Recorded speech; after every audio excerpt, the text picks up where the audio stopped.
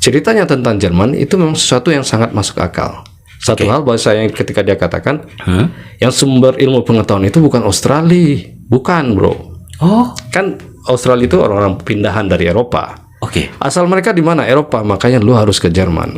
Gitu katanya waktu itu. Nah itu yang udah tangkap, wah benar juga ya. Kita lihat sisi lain. Assalamualaikum warahmatullahi wabarakatuh. Bapak dan Ibu, sahabat setia sisi lain, apa kabar? Semoga dalam keadaan sehat, tetap prima, terutama dalam hal menjaga semangat hingga kita bisa produktif dalam kehidupan ini. Bagi kita yang kurang semangat dan butuh inspirasi, jangan lupa tonton terus Sisi Lain.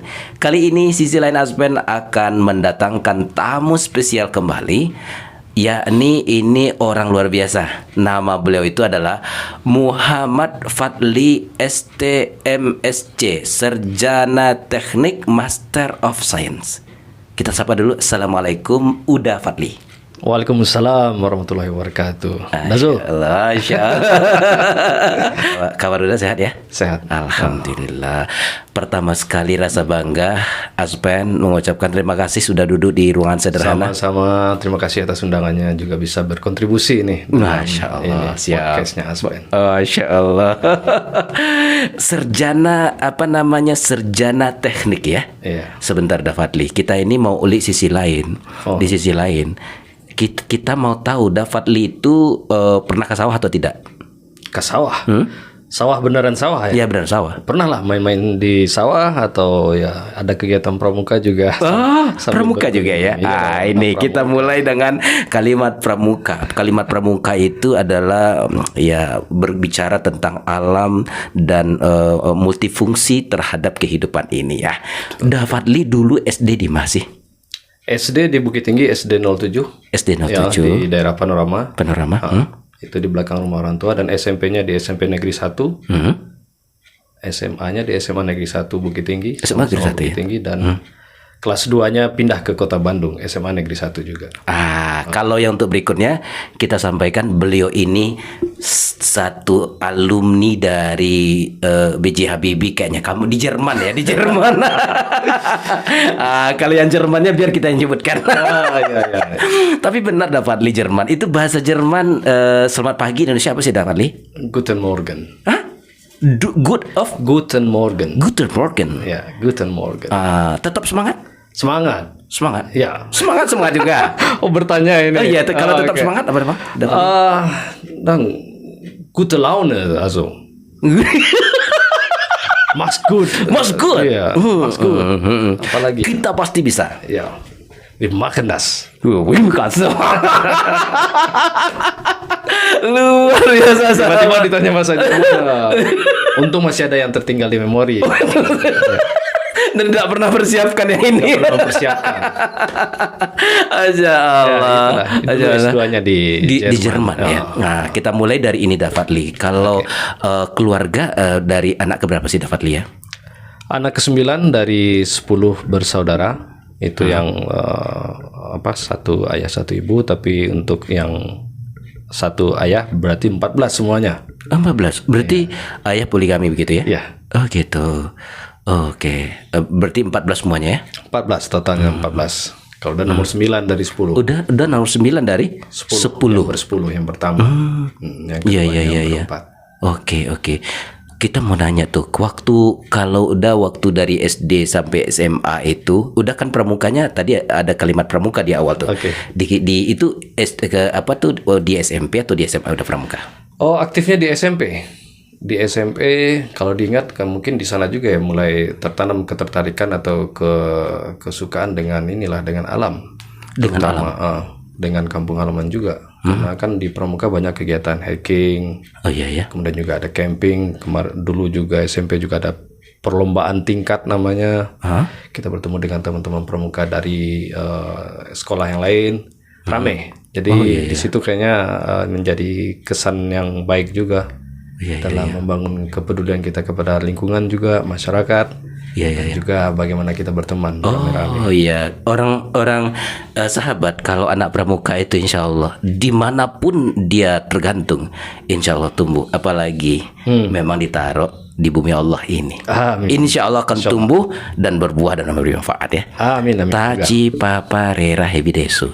Kita juga ada pramuka. Salam pramuka. Tapi kalau disuruh tepuk pramuka sekarang nggak lupa-lupa juga. Kalau tepuk pramuka masih lah. Masih ingat ya. Tapi kalau yang lain udah banyak yang lupa lah. Oh iya, Oke, Dapat Lee, bicara tentang sekolah, memang udah dulu ceritanya kan SD, SMP, SMA itu kan SMP, SMA 1 ya? Iya, SMA 1 sampai kelas 2. Hal yang paling, kalau sekolah di sekolah yang paling berkesan waktu di mana Paling berkesan ya? Iya. Kayaknya berkesan semua ya. Berkesan semua ya. Tapi yang paling ini agak teringat sampai sekarang di SMA. Di SMA. Ya kelas 1. Jadi ketika itu juga disibukkan nih setengah hari ceritanya Dazul. Bahasanya kelas 1 itu kan masuknya siang. Oke. Nah, pagi juga mulai diwajibkan oleh orang tua untuk membantu membuka toko. Membantu toko ya. Menggalih dulu setengah hari berjualan. Jadi pagi buka toko dulu. Iya. Oh iya. Udah kayak gitu SMA kelas 1. Iya benar ya sahabat, karena ada bicara toko nih. Kalau beli emasnya jangan lupa di sini. ini tajir nih, tajir. Itu jualannya bukan jualan ondel-ondel ya, tapi emang jualan emas besar ondel-ondel.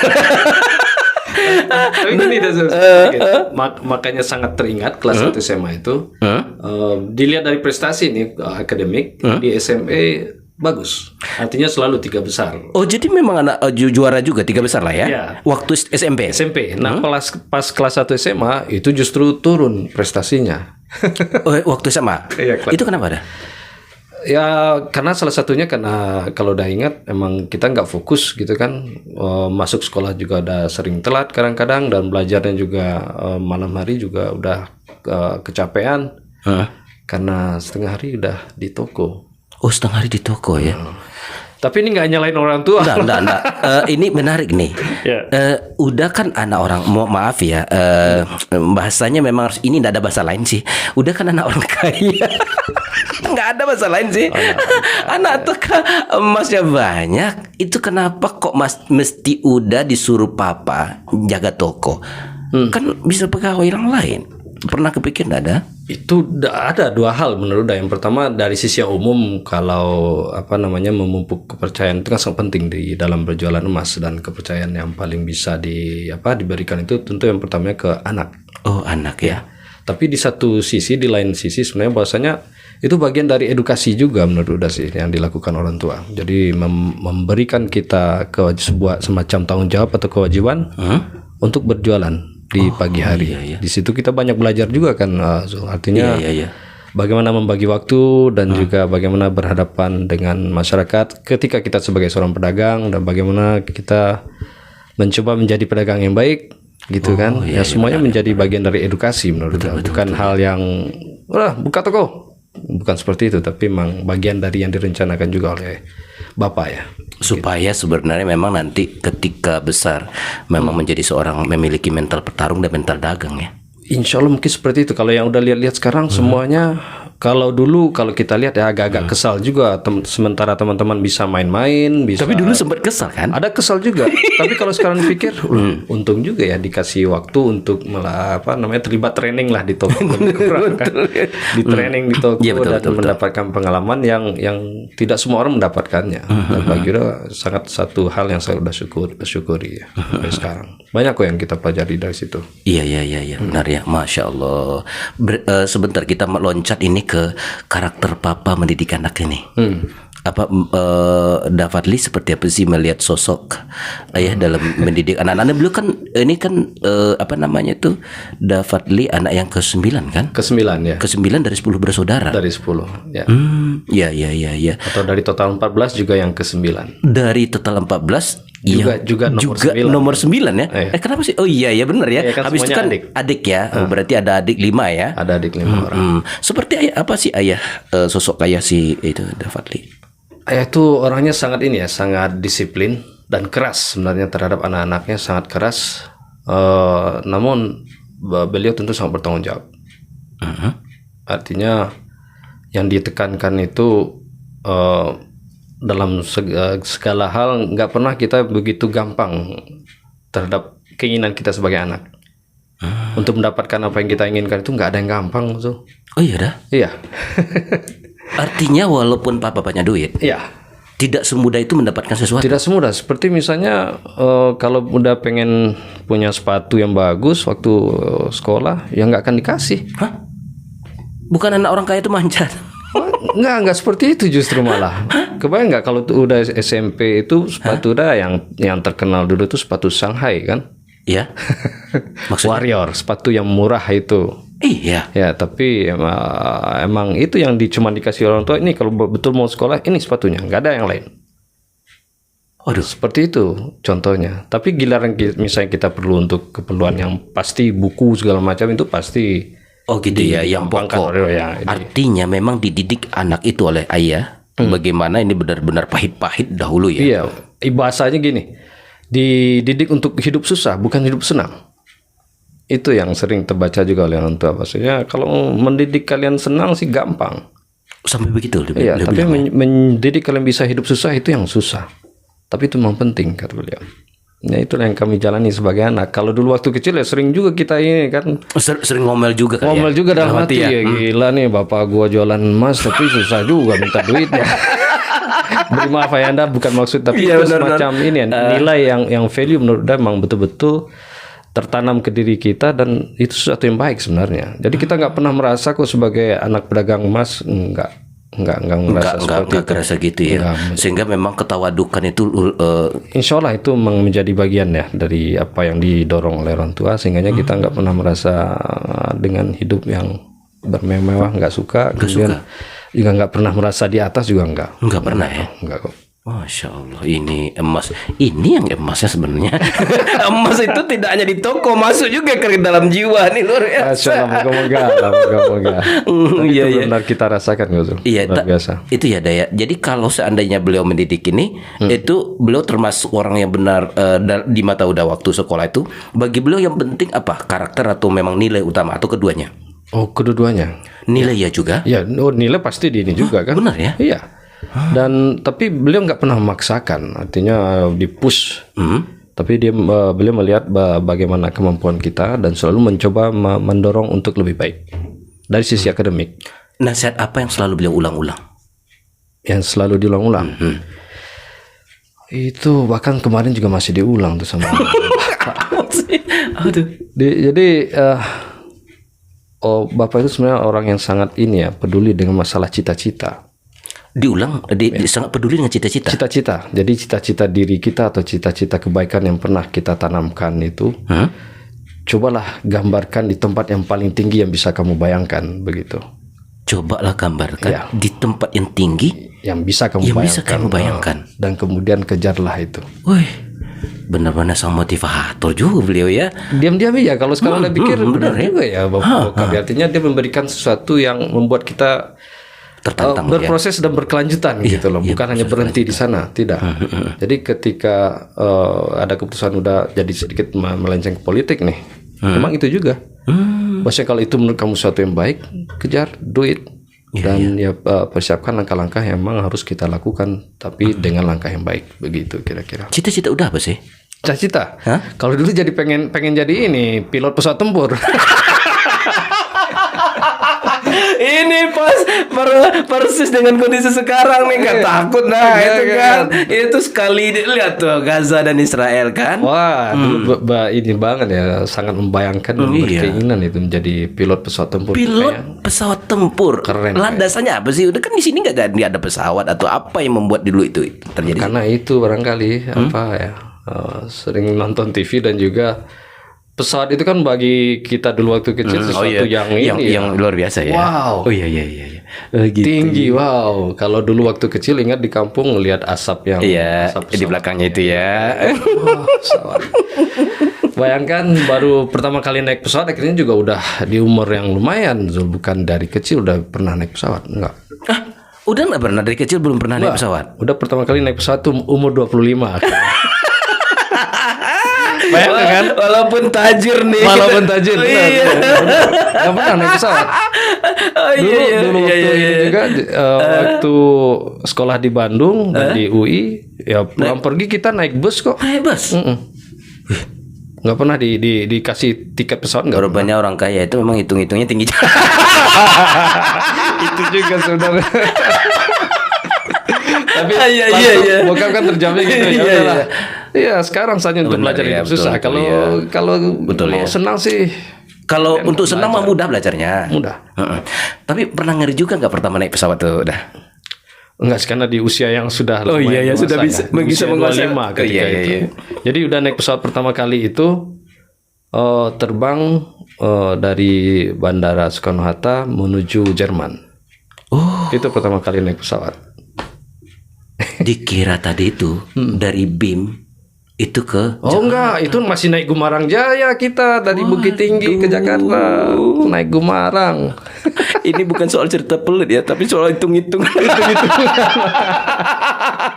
Tapi benar-benar diajarkan hidup susah dan keras, Bay ya. Karena memang dalam perjalanan ini hikmah-hikmah pelajaran banyak kali ya. Ya, Banyak, ya. banyak. Memang kita kalau ngelihat ini ya, perjalanan di rantau segala macam, memang harus ada kekuatan kita. Kekuatan apa namanya, tekad itu harus ada. Dan itu salah satu yang terbentuk barangkali dari gimana cara Bapak mendidik anak-anak. Luar biasa beliau ya. Semoga beliau nanti memang apa ya, ayah-ayah yang Amin, apa nanti kan. Sekarang beliau masih ada kan? Masih. ya? Tadi juga habis Oh, iya. dari Oh, sini iya, habis kena ketemu saya. sama Bapak minta izin mau ketemu yang Ya Allah. Luar biasa ya. Anak bagi yang selalu mencari ridho orang tua ya. amin, amin, insya Masya Allah.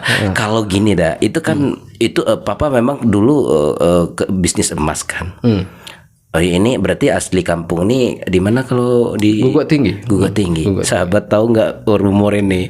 Orang Guguak Tinggi ini kita tahu aja nih. Orang Guguak Tinggi itu biasanya kalau nikah sekitar itu. Itu bener nggak? Tadinya sih ini ingin membantah itu, tapi kenyataannya benar juga kalau dilihat dari kita bersaudara bersepuluh itu 7 laki-laki dari semuanya. Iya dah. Semuanya istrinya emang orang kampung. paling hebat barangkali ada yang enggak 100% orang Guguak tapi bakunya sudah ke Solo misalnya gitu kan. Artinya udah campuran juga ya. gitu ya. Tapi yang laki-laki nih Laki-laki emang akhirnya pulangnya ke Guguak. Walaupun dulu udah usaha kok, tapi nggak berhasil aja. atau memang gini, enggak berhasil ya, ya? Nggak berhasil. Memang ini kayaknya doa-doa orang dahulu tuh perempuan Guguak Tinggi itu memang susah dikalahkan oleh perempuan-perempuan lain. Entahlah mungkin itu akhirnya ya. Gitu ya.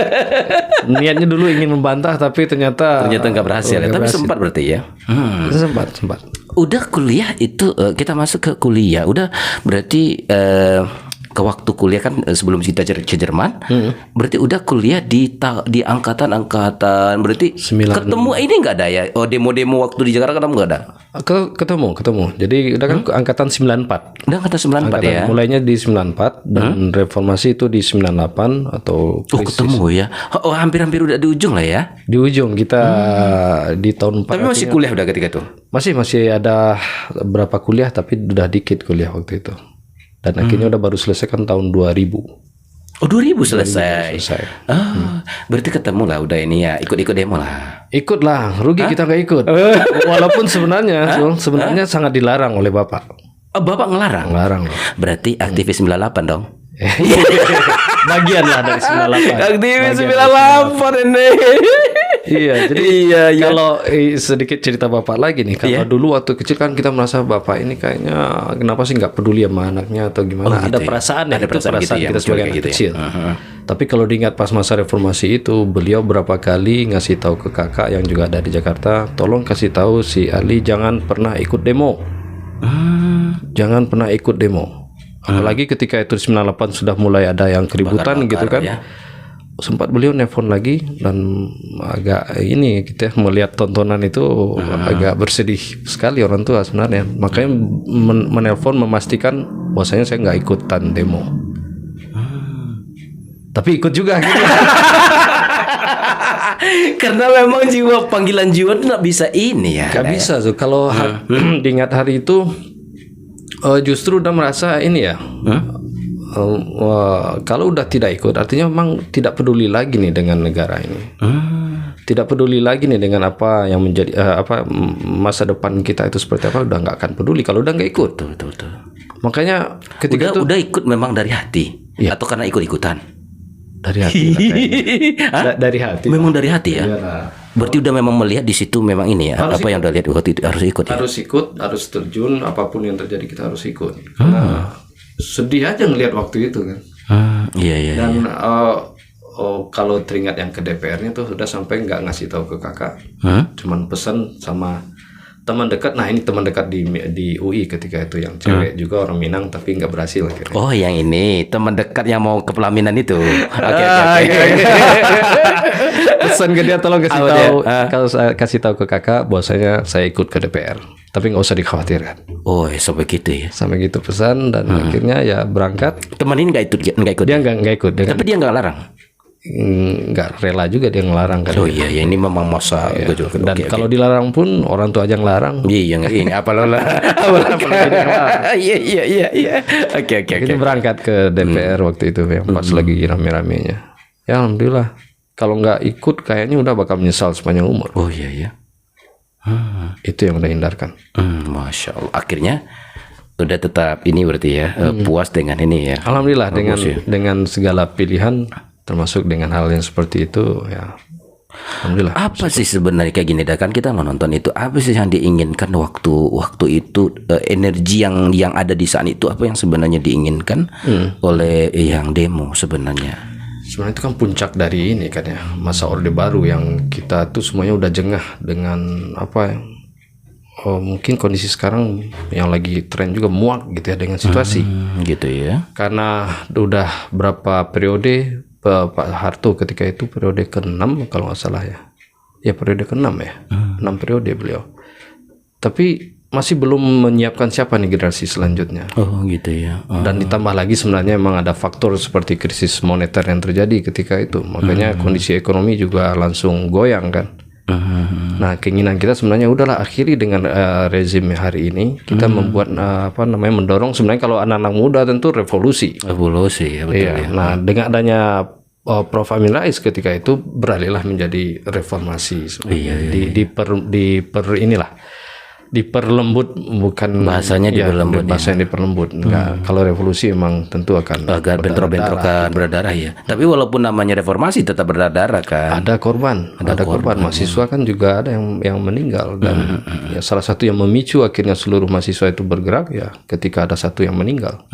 Ya betul ya tapi kayak gini itu yang Trisakti ya apa dulu? Ya Trisakti ya gini Trisakti. Dalam pikiran udah ketika nanti selesai reformasi apa sesuatu yang digambarkan apa sih ketika ini berhasil contohnya waktu itu kalau berhasil pandang terhadap Indonesia ketika itu sih ya Indonesia yang ini ya betul-betul adil makmur dan bahwasanya yang paling penting ada pembangunan itu merata di seluruh Indonesia dan tidak ada namanya KKN yang paling besar itu dulu permasalahan KKN korupsi kolusi nepotisme itu kan harusnya sesuatu yang sepakat kita kubur habis-habis ketika gitu itu kan walaupun hari ini kita saksikan kemana nih arah reformasi yang dahulu itu betul walaupun akhirnya juga ini aktivis yang dulu berteriak akhirnya juga masuk ke dalam banyak yang seperti itu juga kan ini sudah kemana-mana kita nih ini kita sudah mana-mana nih ya oke kita balik to the laptop nah kita ada sisi lain ya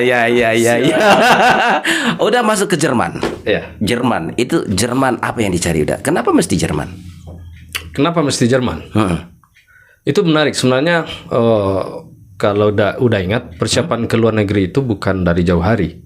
Bukan jauh hari. Jadi setelah selesai nih kuliah, setelah wisuda tahun 2000, baru mikir, kayaknya nggak optimal nih pergerakan sebagai pelajar, sebagai mahasiswa ketika di perkuliahan nggak optimal, tapi sibuk dengan ini kan demo reformasi. Kayaknya prestasi kurang nih. Prestasi kurang ya. Iya, makanya pengen ngulang kuliah lagi. Nah, awal-awal sebenarnya pengen kuliahnya justru nggak jauh-jauh ke Australia, cukup. Australia. Tapi pada dasarnya ingin ke luar negeri. Pada dasarnya ingin ke luar negeri. Ya, ide ke luar negeri itu pun sebenarnya ya dikasih ini dari teman sebenarnya. Teman melihat Oh, dia pernah bertanya waktu itu, udah nggak pengen kuliah ke luar negeri? Ngapain, susah. Kok susah? Iya, ngapain capek-capek lagi kuliah ke luar negeri? Terus dia bercerita berupaya meyakinkan bagaimana kalau misalnya ada kesempatan untuk bisa berkuliah ke luar negeri, itu sesuatu yang bisa menjadi semacam Prestasi. Oh, bukan prestasi, artinya sesuatu yang penting dan bisa menjadi arena untuk pertumbuhan kita gitu ya, kemampuan kita, kapasitas kita yang jauh lebih baik kalau misalnya kita punya kesempatan untuk berkuliah di luar negeri. Bagi dia seperti itu. Dan baginya Pengayaan diri lah ya. Pengayaan diri. Nah, ini bahasa ini yang agak lupa. Pengayaan diri yang pas kalau misalnya memang ada kesempatan. Udah pikir-pikir benar juga ya. Dan setelah selesai kuliah baru ingat, oh benar juga, gue pengen kuliah lah sekali lagi. Dan itu S2. Tadinya mau ke Australia, dan tiba-tiba ketemu sama orang gila, akhirnya berubah dari Australia mau ke Jerman gitu. Tiba-tiba ketemu sama orang gila gimana nih dah?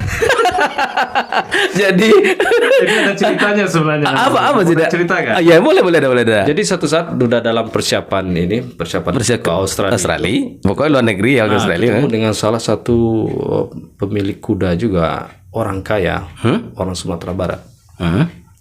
Bercerita-cerita sama udah satu malam gitu ya di daerah di Pulau Mas ketika itu. Dia nanya lagi ngapain, akhirnya udah cerita lagi persiapan buat kuliah ke Australia. Terus dia bilang, lo mau kuliah ke Australia? Kalau mau kuliah itu lagian bidang lo teknik, kenapa nggak ke Jerman? Saya udah pernah di Jerman, udah balik dari Jerman. Tahu bagaimana di sana sistem pendidikannya segala macam. Pokoknya dia bercerita tentang Jerman seperti apa. Tapi ada yang lucu nih, pada akhirnya dia bilang gini, tapi lo ingat nggak ada banjir besar di Jakarta tahun 2006 atau 2007, dan itu menimpa di rumah kediamannya dia.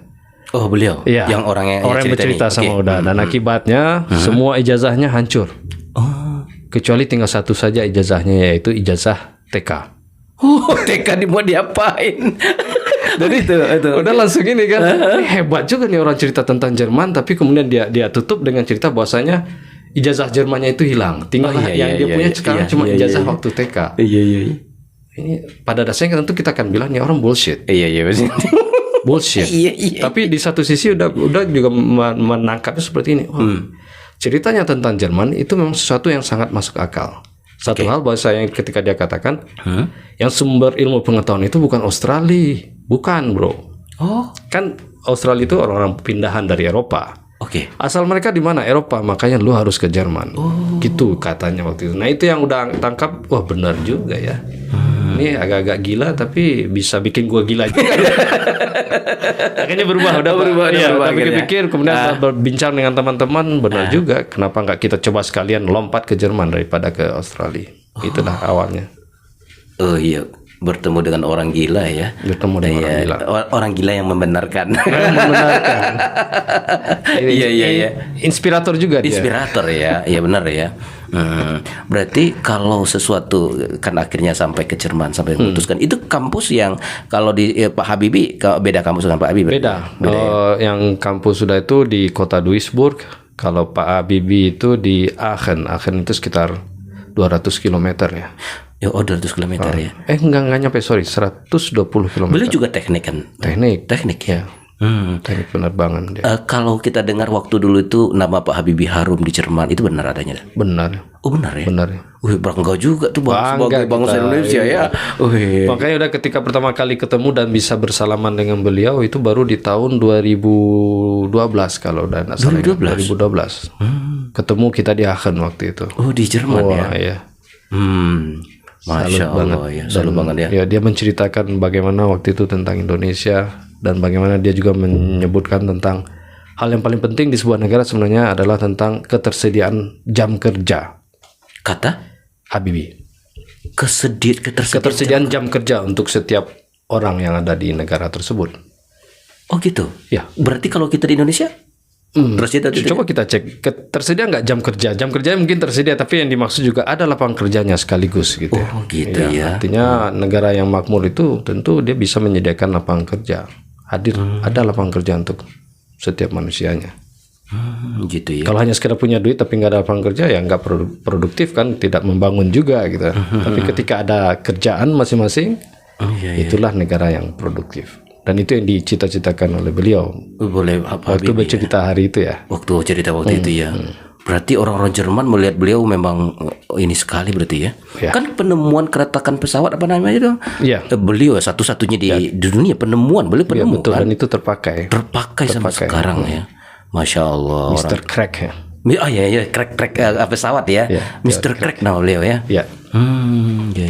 Luar biasa beliau. Luar biasa ya. Makanya kalau dibilang pernah juga yang bilang, wah dekat sama Bibi. Waduh jauh banget sama Bibi. Beliau tuh sangat levelnya jauh di atas kita gitu lah. Tapi memang didambakan orang kayak favorit begitu ya. Iya. Wow. Masya Allah. Sekarang beliau udah nggak ada ya. Iya, ya ilmu beliau masih ya ini ya bermanfaat ya. Iya. Kalau ini berarti kalau semangat antusias dari Jerman itu orang kalau soal ilmu pengetahuan itu dari berbagai negara juga kan berarti kan? Iya betul. Kalau bicara ilmu pengetahuan dan bagaimana orang menghargainya ya di Jerman tentu kita sangat bisa melihat itu memang ada bahwasanya pengetahuan itu sangat dihargai dan pengetahuan itu benar-benar sesuatu yang bernilai. Nggak hanya ecek-ecek. Nggak ecek-ecek ya. Enggak. Kalau udah berarti jurusannya teknik juga. Elektro kan di S1-nya elektro, kemudian S2-nya di Jerman itu teknologi komunikasi. Ya, lebih ke development alat-alat komunikasi. Spesialnya di teknologi nirkabel. Nirkabel berarti berhubungan dengan kabel-kabel berarti. Tanpa kabel, artinya nir itu ya nirlaba tanpa laba. Oh iya, nirkabel tanpa kabel. Iya. Nirlaba ya gitu ya. Nirlaba tanpa laba, kalau nirkabel tanpa kabel. Berarti sudah memang ya ini teknologi ya, teknologi. Cuma kepada lebih hardware ya, bukan software berarti kan udah? Lebih udah ke hardware sebenarnya dalam penerapan pekerjaan pun udah lebih spesifik ke pemrograman tapi untuk di hardware-nya. Jadi hardware itu ada hardware yang spesifik fungsinya untuk mengolah sinyal, oke. Artinya dari gelombang digital gitu yang sudah disampling untuk sampai menjadi informasi 1010 bit. Oh. Itu ada prosesnya semuanya. Ada prosesnya kan? Dari gelombang sampai menjadi 101. Iya, bisa tertangkap dengan lebih kecil gitu. Lebih rendah tuh lebih tinggal kalau bit itu, Bang. Udah? Ya lebih ini maksudnya bit itu kan sesuatu yang bisa kita transfer, kita simpan dalam bentuk data ya. Artinya padahal dari gelombang awalnya itu kan. Dari gelombang. Itu kan informasi itu kan gelombang ya, ya. Yes. Gelombang. Tapi kalau gelombang tidak bisa disimpan jadi data itu ya. Ada prosesnya dulu. Sudah dari proses sehingga berapa sekian bit baru bisa disimpan. Apa bit yang dikirim sebenarnya dari sebuah gelombang? Gitulah kasarnya. Wih, Masya Allah. Itu yang menjadi bidang pekerjaan udah selama 10 tahun ya bekerja sebagai profesional di Jerman. Oke, udah kan ini seorang Master of Science. Kalau kita bawakan untuk pelajaran nih, kan ilmu pengetahuan yang udah pelajari, yang dengan gelombang-gelombang ini. Kalau kita tarik untuk ilmu terapan buat kita, apa yang bisa kita maknai nih dari pelajaran udah sih? Dari pelajaran ya. Untuk kehidupan kita ini. Terkhusus sebenarnya tentang gelombang kalau udah sih ya. Gelombang itu sebentuk dari energi yang tak pernah berhenti. Oh, sebentar. Gelombang adalah energi yang tak pernah berhenti. Ya, energi yang merambat tanpa berhenti. Itulah gelombang. Oke. Kalau frekuensi itu bagian pembagian gelombang. Frekuensi itu kan satuan dari gelombang tadi. Satuan. Berapa kecepatan rambat dari gelombang tadi, misalnya frekuensinya berapa? Saya lihat ada dua benda yang ketika frekuensinya sama walaupun tidak bersentuhan dia bisa menggerakkan yang satu. Itulah dia resonansi. Ingat pelajaran. Aduh. Tapi benar itu. Udah ingat memang kalau terhadap gelombang itu sesuatu yang inspiratif bagi Uda juga dari kecil ya. Suka ngingat-ngingat juga nih. Tahu nggak Zul? Dulu suka tuh di masih umur TK lah. Main di bak mandi itu ya. Oke. Kurang kerjaan kita kan bak mandi kan itu biasanya ukurannya 1 meter kali 1 meter kali 1 meter setengah. Iya. Dan udah paling senang tuh yang udah lakuin. Bermain gelombang dengan air itu. Bermain gelombang dengan air. Iya. Apa itu? Kenapa? Ceritanya gini, dari air yang tidak penuh di bak mandi tersebut, udah bisa membuat airnya itu melompat-lompat keluar. Itu wujud dari ini kan, bagaimana kita menganalisa gelombang, menciptakan gelombang di dalam bak air tersebut sampai dia makin kuat, makin tinggi dan akhirnya melimpah keluar. Itu paling udah senang tuh. Senang ya. Jadi memang sudah ada ini kali ya. Inspiratif bagi udah gelombang, sesuatu yang sangat inspiratif. Makanya anak udah pertama tuh udah kasih nama gelombang. Bukan gelombang. Malam pakai bahasa kampung, bahasa Minang. Galombang. Tapi memang maksudnya gelombang kan? Iya, maksudnya gelombang itu terinspirasi dari sifat gelombang, bahwasanya ini sesuatu energi yang terus merambat tanpa henti. Dan udah meniatkannya itu sebagai sebentuk kebaikan yang terus merambat, bergerak. Untuk alam, untuk orang lain begitu. Oke. Kasih nama anak luar biasa ya. Kita bicara gelombang, kita juga bicara aktualisasi di masyarakat nih. Aktual entah faktual entah apalah ya, sahabat maklumi aja lah bahasa kita ya. Host mewawancarai Master of Science kan saya kayak gini dah. Gini. Dalam kehidupan ini gelombang, kalau bicara tentang gelombang ini kan, gelombang masyarakat ini ada gelombang dalam makna untuk orang berbuat baik, ada juga gelombang untuk berbuat jahat begitu ya. Dalam bicara ini apa yang kira-kira kita ini orang yang berpikir baik mestikah menyatukan satu gelombang dengan kebaikan? Kalau udah bilang sih itu otomatis ya. Otomatis. Pernah nggak Zul memperhatikan bahwasanya orang-orang yang sefrekuensi lah yang akhirnya bisa bertemu. Artinya yang orang baik insya Allah akan berkumpul dengan orang baik. Dan orang baik harus merangkai terus bergerak juga gitu ya. Semoga kebaikannya itu juga merambat dan semakin besar kan, itu harusnya. Kalau tidak kita kelola dengan baik, maka akan dikalahkan dengan gelombang tentu seperti itu. Gelombang bisa dikalahkan ya? Bisa lah. Itu yang udah pelajari juga ketika ngambil master dulu ya. Banyak prinsip-prinsip gelombang yang luar biasa. Kalau udah bilang dari memang untuk bisa mengendalikan gelombang tentu kita harus mengetahui sifat-sifatnya. Apa sih dah? Kayak gitu penasaran. Orang jauh-jauh ke Jerman kita ambil aja di sini. Apa sih sifat-sifat gelombang? Gelombang. Bayangkan ya, dalam bentuk yang tidak teratur itu. Sebenarnya dia mengandung makna yang sangat dalam gitu ya. Ada informasi. Kita bicara masalah informasi aja lah. Betul ya. Dari kita mengirimkan gelombang, ternyata ada data yang kita kirim di situ. Jadi ada kemampuan dari yang sebenarnya tidak terfikirkan oleh kita. Bahwasanya di dalam variasi gelombang, berbagai macam gelombang itu dia bisa menghasilkan sesuatu bentuk informasi yang khusus. Iya, gitu. Jadi nggak melulu seperti apa yang kita saksikan, kayaknya hanya semacam gelombang yang acak, tidak beraturan dan tidak ada makna di dalamnya, tapi sepenuhnya kalau kita kita lebarkan daya tangkap kita gitu ya, dan tidak hanya dalam bentuk satu gelombang tapi dalam bentuk banyak gelombang yang tersusun itu bisa kita sarikan dalam bentuk informasi akhirnya. Ternyata di dalam itu ada informasi yang dia bawa, ternyata di situ ada power yang dia punya gitu kan ya. Jadi ada hal-hal yang tidak terbaca secara langsung ketika kita melihat gelombang. Saya bicara gelombang karena baju hitam. Saya terpikir ini loh dah. Apa? Hajar Aswad. Itu kan apakah dalam ini kan entah ini kalau kita bawakan ke sisi Islamnya nih, apakah Hajar Aswad itu juga ceritanya kalau kita dengarkan itu juga gelombang? Menurut sepengetahuan udah memang kemungkinan ada itu. Katanya kan batu dari surga. Itu yang udah juga dengar kan itu. Gitu ya, sama. Batu yang turun langsung dari langit, dari surga kan itu. Berarti kan kalau dalam makna batu juga mungkin memancarkan gelombang ya? Pasti. Ketika ada pergerakan itu ada gelombang di sana. Aduh. Kayaknya kalau master yang ngajar kita cepat cerdas kita kan ya. Moga-moga cerdas betul. Betul sih. Luar biasa menarik ya. Kayaknya nggak bisa satu kali lah ya. Harus berulang-ulang. Udah terakhir karena memang udah ada agenda nih, maka waktunya sangat mepet. Kita kembali ke bicara Mas Rambuti yang selalu hadir di pasar atas ya. Mas Rambuti kan beliau Mas ya, ingat-ingat Rambuti ya. Tapi saya yang maksud adalah pelajaran yang bisa tarik dari mana Mas? Pertanyaannya yang sembarang aja saya. Pelajaran apa yang bisa kita tarik dari Mas? Dari emas. Emas itu yang paling mahal tentu yang murni. Waduh, iya ya. Yang murni ya, yang 24 karat, yang 99,99%. Itu yang paling mahal.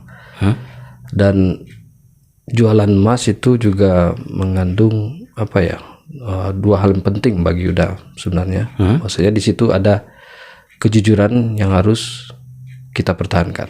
Kejujuran yang harus kita pertahankan. Ya, sebenarnya bukan hanya dalam berjualan emas saja, tapi bagi Yuda itu agak spesial di dalam emas ini. Kejujuran itu harus kita pertahankan, karena tentang emas kan nggak semua orang tahu.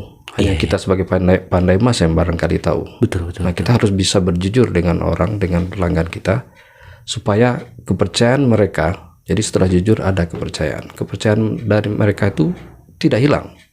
Dan kita tidak kehilangan kepercayaan dari mereka, karena kalau udah nggak percaya, tentu nggak akan bisa berlanjut bisnis kita itu. Benar ya. Jadi masalah kejujuran dan kepercayaan yang udah lihat sih dalam berdagang emas. Dalam berdagang emas ya.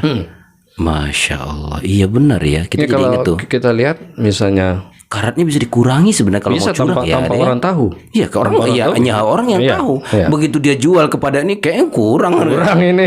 Tapi emang rata-rata dari pandai emas memang kayak gini ya, pasti akan ditelusuri datanya dari mana. Iya, Ada suratnya kan? Ada suratnya. Iya. Kalau cerita surat kan ada efek juga masalah ini kan keamanan. Sekarang kan banyak tuh surat menyurat ya diajarkan dalam agama ya. Betul. Dan juga kadang masalah kejahatan sekarang juga ada. Sehingga kita perlu ada bukti ini belinya di mana gitu kan. Tapi yang paling khas nih di Bukit Tinggi ya kalau udah lihat masalah dagang ini juga sesuatu terkait kepercayaan tadi, adanya hubungan baik yang berkelanjutan. Hubungan baik yang berlanjut benar ya. Dan kalau udah lihat itu telah dibangun oleh orang tua semenjak beliau memulai bisnisnya dari nol.